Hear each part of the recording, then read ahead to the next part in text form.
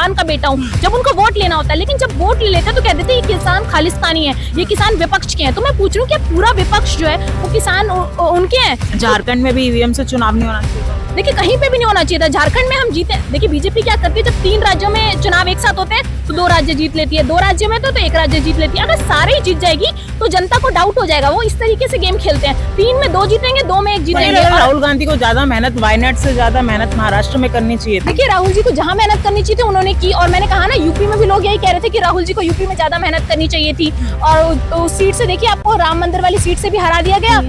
एक है तो सेफ है, एक है तो सेफ है, बस यही डायलॉग है। अगर अडानी और मोदी एक है तब तक वो सेफ है, वरना तो अडानी भी गए और नरेंद्र मोदी तो चले। तानाशाह के खिलाफ अगर एकजुट होना पड़े तो राहुल जी तो तैयार थे। अब अगर किसी ने तानाशाही के खिलाफ अगर गलत के साथ भी हाथ मिलाना पड़े तो आप मिला लें। गलत क्या, गलत नहीं ना, विपक्ष अगर चाहे। देखिए सबसे ज्यादा गलत कौन है? गलत तो मैं कहती हूँ कोई भी पॉलिटिकल पार्टी दूध से धुली नहीं है, सब में कुछ ना कुछ कमी है। लेकिन मुझे ये लगता है कि इस वक्त सबसे जरूरी नरेंद्र मोदी को सत्ता से हटाना है, क्योंकि देश का किसान, इस देश की महिला तंग हो चुकी है। कि धर्म की जब बात आती है तो जो व्यक्ति धर्म के नाम पर बात करता है वो आपको कितनी सुरक्षा दे पा रहा है? कितने हिंदुओं को मरने से बचा लिया नरेंद्र मोदी ने, कितने हिंदुओं को संरक्षण दे दिया नरेंद्र मोदी ने।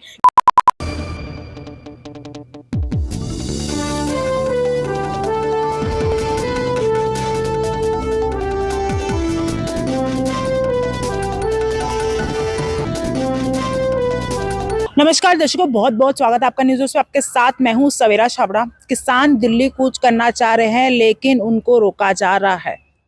क्यों रोका जा रहा है? हर बार यही होता है लेकिन कुछ मसला सॉल्व नहीं होता है।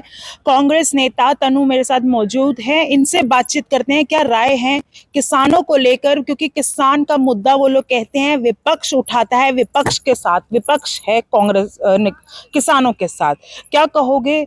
गरमा रहा है मुद्दा, लेकिन उन्हें हर बार होता है। पहले भी किसान बैठे, कुछ नहीं हुआ। फिर आपने हालात देखे शंभू बॉर्डर के, किस तरीके से वहां बैठे रहे, कुछ नहीं हुआ।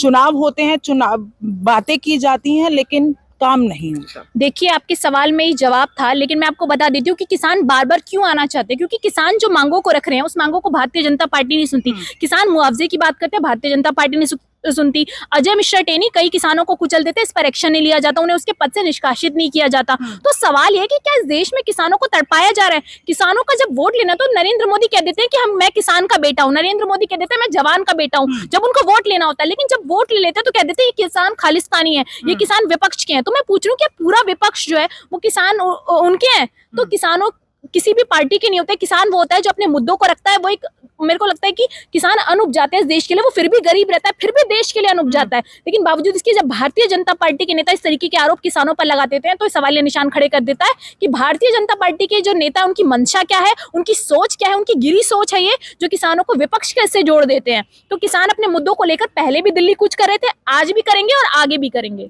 चुनाव हुए लेकिन किसान बातें करता है, लेकिन चुनाव में क्यों फिर वो बीजेपी का साथ दे देता है?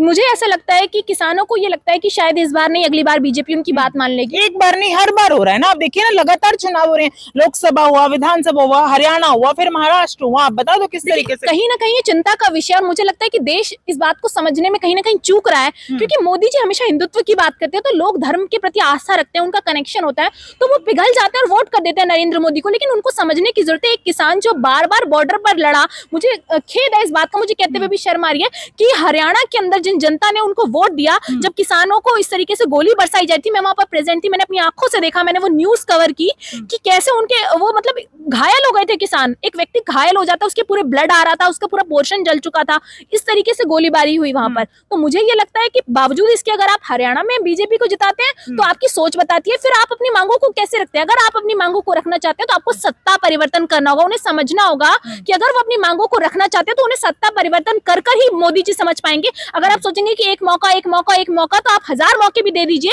जिस व्यक्ति का चरित्र जैसा है वो वैसा ही रहेगा। हम लोग चुनाव सर्वे कर रहे थे, चुनाव के हम आम आदमी से बात कर रहे थे, किसानों से भी बातचीत हुई, चाहे महाराष्ट्र के किसान हो और आपके हरियाणा के किसान हो, और अब यूपी का जो किसान यूपी बॉर्डर पर आया है, लेकिन फिर भी आएगा तो मोदी ही। तो ये किस तरीके की राजनीति है? क्यों किसान को लेकर राजनीति की जा रही है? ये जो सेंटेंस है कि आएगा तो मोदी ही, ये तो फेल हो चुका है। क्योंकि हमें लग रहा था कि फेल कैसे हो गया मैडम? सुनिए, तो यूपी में योगी जी को हरा नहीं सकता कोई, लेकिन जिस तरीके की सीट्स आई हैं वो साफ तौर पर बता रही है कि अगले सीएम योगी जी नहीं होंगे। अब सीएम का चुनाव हो जाने दीजिए, सुपड़ा साफ होने वाला है यूपी से योगी जी का। हरियाणा से भी हो रहा था बीजेपी बीजेपी का सुपड़ा देखिए, साफ। हो रहा था, लेकिन हाँ। कहीं ना कहीं मैं कह रही हूँ ना, ईवीएम जब तक रहेगा तब तक चुनाव जीत नहीं सकेंगे। बैलेट पेपर से, हाँ।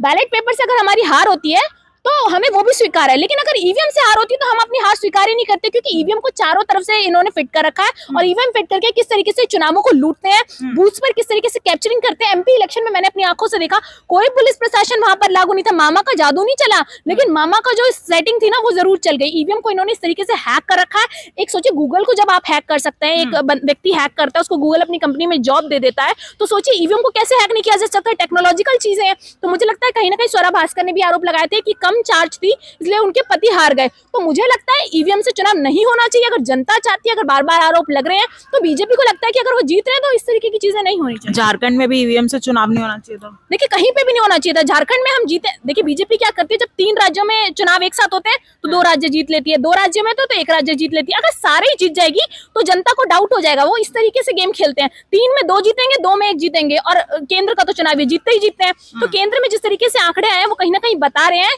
देखिए, राहुल जी ने जब सदन में आवाज उठाई थी और कहा था कि ये चुनावों को लूटते हैं, तो इस बार देखिए केंद्र में जब चुनाव हुए तो इन्होंने कितनी कम सीट्स रखी अपनी। हालांकि जीते ये, इन्होंने बहुमत से सरकार बनाई, लेकिन वोट्स कम रखे, सीट्स कम रखी। क्यों? क्योंकि ये जनता को डाउटफुल नहीं रखना चाहते थे, क्योंकि चुनावों का बहिष्कार होगा। मुझे लगता है एक जन आंदोलन की बहुत बड़ी जरूरत है। बैलेट पेपर से चुनाव हो, जन आंदोलन करना चाहिए, जनता को सड़कों पर आना चाहिए, तभी निष्पक्ष चुनाव हो। महाराष्ट्र चुनाव हुए, चुनाव पर भी आगे बात करते करते हम, लेकिन महाराष्ट्र चुनाव हुए, इनका मुख्यमंत्री घोषित नहीं हो पा रहा है। देखिए, मुझे लगता है कि मुख्यमंत्री तो क्या घोषित होगा, इनको तो चुनाव, आप सोचिए साउथ से जिनका सुपड़ा साफ है वो महाराष्ट्र में सरकार बना लेते हैं। साउथ से सुपड़ा साफ और नॉर्थ से आधा हाफ, ये डायलॉग इनके लिए इस्तेमाल किया जाता था, लेकिन साउथ में महाराष्ट्र जीत गई है। ये सबसे बड़ा सवाल है कि जब जनता वहां की इनको नकारती है, जनता उन्हें पसंद नहीं करती साउथ की, तो कैसे महाराष्ट्र जीत आपको गए? नहीं लग रहा राहुल गांधी को ज्यादा मेहनत वायनाड से ज्यादा मेहनत महाराष्ट्र में करनी चाहिए थी? देखिए, राहुल जी को जहां मेहनत करनी चाहिए थी उन्होंने की, और मैंने कहा ना यूपी में भी लोग यही कह रहे थे कि राहुल जी को यूपी में ज्यादा मेहनत करनी चाहिए थी। और उस सीट से देखिए आपको राम मंदिर वाली सीट से भी हरा दिया गया, और जो अजय राय जी है उन्होंने स्मृति ईरानी को हरा दिया। स्मृति ईरानी का तो पूरा करियर ही खत्म हो चुका है, मैडम नजर नहीं आ रही। तो राहुल जी के जो निचले नेता है वही काफी है इनके नेताओं के लिए, इनके बड़े बड़े नेताओं के लिए। तो राहुल जी को मेहनत करने की जरूरत नहीं है। मेहनत किसको करने की जरूरत है? इनके हमारे मुझे लगता है कि पार्टी के कुछ नेताओं को भी ध्यान देने की जरूरत है, चुनावों पर मंथन करने की जरूरत है, स्ट्रेटेजी पर। बैलेट पेपर से चुनाव कराने के लिए चुनावों को ना होने दिया जाए, सड़कों पर प्रदर्शन किया जाए। जब तक हमारी मांगों को ना सुना जाए तब तक प्रदर्शन चलना चाहिए। ईवीएम को लेकर प्रदर्शन होना चाहिए। बिल्कुल, ईवीएम को बैन करना चाहिए देश के अंदर। अगर मान लीजिए अलग अलग कंट्रीज में भी बैलेट पेपर से चुनाव होते तो क्या जरूरत है ईवीएम की? हालांकि देखिए, ईवीएम से चुनाव होना कोई गलत बात नहीं है, लेकिन ईवीएम को हैक कर आप चुनाव करें। हर चीज के ड्रॉबैक्स होते हैं और पॉजिटिविटी होती है। तो मुझे लगता है ये ड्रॉबैक है कि इसको हैक कर बीजेपी चुनाव जीतती है। वायनाड में भी हैक कर सकती थी बीजेपी। बिल्कुल कर सकती थी, लेकिन वहां पर तो पता चल जाता ना, इतनी बड़ी लहर जो इतनी बड़ी नेता हो वो कैसे हार सकती है अपनी सीट से? कहाँ से हैक करेंगे ये? हैक नहीं कर सकते। बहुत दिमाग से खेलती है दिल्ली में क्या माहौल लग रहा है, क्योंकि अब दिल्ली में भी चुनाव है। देखिए, दिल्ली में यात्रा चल रही है। मुझे लगता है कि उस यात्रा का असर था जो केंद्र में देखने को मिला। दिल्ली में बदलाव में समय लगेगा, लेकिन ये यात्रा जारी है, जनता को जोड़ने की यात्रा है। और राहुल जी ने पहले भी कहा था ये यात्रा चुनावों के लिए नहीं है, ये यात्रा जनता को जोड़ने की है, जनता को सच बतलाने की है।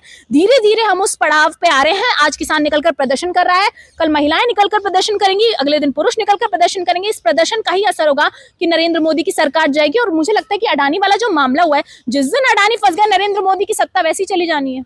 एक है तो सेफ है, एक है तो सेफ है, बस यही डायलॉग है। अगर अडानी और मोदी एक है तब तक वो सेफ है, वरना तो अडानी भी गए और नरेंद्र मोदी तो चले ही गए। फिर चले गए। बिल्कुल चलेगा, झोला लेके जाएंगे, झोले में हाफ हाफ जो इनका शेयर है वो जनता को पता चल जाएगा, फिर जनता भगाएगी इनको, फिर तो चुनाव भी नहीं होंगे। मुझे लगता है जनता अपने आप फैसला ले लेगी। दिल्ली चुनाव पर जवाब दे दो ना पहले तरीके से कि दिल्ली चुनाव में क्या लग रहा है, कांग्रेस का खाता खुलेगा? देखिए, मुझे लगता है इस बार प्रदर्शन अच्छा रहेगा पहले के मुकाबले, लेकिन इसका गारंटी नहीं है कि वहां पर हमारी सरकार बन सकती है। लेकिन हमें लगता है कि पहले से ज्यादा प्रदर्शन अच्छा रहेगा, और हम आम आदमी पार्टी के साथ अलायंस में चुनाव भी नहीं लड़ेंगे इस बार, क्योंकि जब उन्होंने हरियाणा में ये फैसला ले लिया, मुझे लगता है कि इसी कंडीशन पर अरविंद केजरीवाल जी जेल से बाहर निकले थे कि वो जो है हरियाणा के चुनावों में बैक सीट पर रहेंगे। और मुझे लगता है कि अब वो दिल्ली में भी उन्होंने अपना सीएम पद छोड़ दिया। आप सोचिए कि क्या जरूरत पड़ गई, जिस व्यक्ति ने जेल में संघर्ष किया वो बाहर आया, वो सीएम पद कैसे छोड़ सकता है? लेकिन उन्होंने छोड़ दिया क्योंकि भारतीय जनता पार्टी के साथ सांठगांठ इसी विषय पर हुई थी कि आपको जेल से तभी निकाला जाएगा जब आप सीएम पद छोड़ देंगे, जब आप हरियाणा में चुनाव नहीं लड़ेंगे, जब आप अलायंस तोड़ देंगे। तो वही कि अरविंद केजरीवाल ने तो भरोसा टूटा है। राहुल जी ने पहले भी कहा था हम अलायंस को साथ लेकर चलेंगे, लेकिन अगर कोई जाना चाहता है तो वो जा सकता है। लोकसभा में साथ आ जाते हो, फिर विधानसभा में अलग आ जाते हो।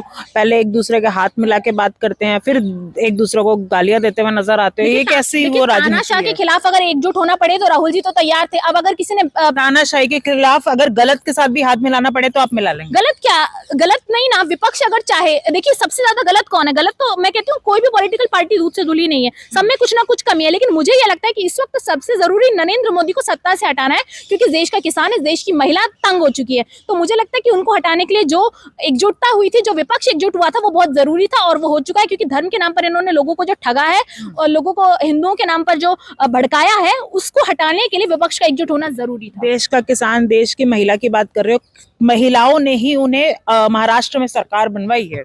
देखिए महिलाओं, देखिए और 132 सीटें बीजेपी, हालांकि लोकसभा के नतीजे से बिल्कुल उल्ट फेर रहा है पूरा। तो फिर कैसे आप इसे देखते हैं? यही तो सोचिए, जब राज्यों में चुनाव होते हैं तो राज्यों में कैसे आंकड़े बदल जाते हैं। मुझे ऐसा लगता है कि महिलाएं उनको वोट नहीं देती, उनको पुरुष भी वोट नहीं देते, उन्हें ईवीएम वोट देता है। और ईवीएम वोट देता है इसलिए, देखिए इस देश में आप किसी नॉर्मल महिला से जाके पूछ लीजिए जो सड़क पर चलती है, आप सर्वे कर लीजिए, आपको मान लीजिए 10 लोगों से अगर आप बात करेंगे ना, उसमें से 8 लोग कांग्रेस बोलेंगे। तो ये जो बीजेपी के 2 लोग हैं, ये इन्फ्लुएंस करते हैं बाकी लोगों को धर्म के नाम पर। आप अभी देखिएगा यूपी में एक मामला हुआ है, वक्फ बोर्ड की एक जमीन है, उस जमीन पे ये कहा जा रहा था कि बहुत पहले 2018 में एक लेटर जारी किया और कहा गया कि ये जो कॉलेज की जमीन है ये वक्फ बोर्ड की है और यहाँ पे नमाज अदा करते हैं। लेकिन वहां पर जानबूझ के हिंदू छात्र गए, उन्होंने हनुमान चालीसा पढ़ी, वहां पर दंगे भड़के, मुसलमान नमाज पढ़ने ज्यादा संख्या में आ गए, फिर दोनों जो समुदाय उसमें आपस में भिड़ंत हुई। तो ये तरीका है देश के अंदर धर्म के नाम पर लोगों को बांटने का। और सोचने पर देखिए, कोई भी जाएगा ना अपने धर्म को सर्वोपरि रखता है, मैं भी अपने धर्म को सर्वोपरि रखती हूँ। तो ऐसे लोग जब धर्म की बात आती है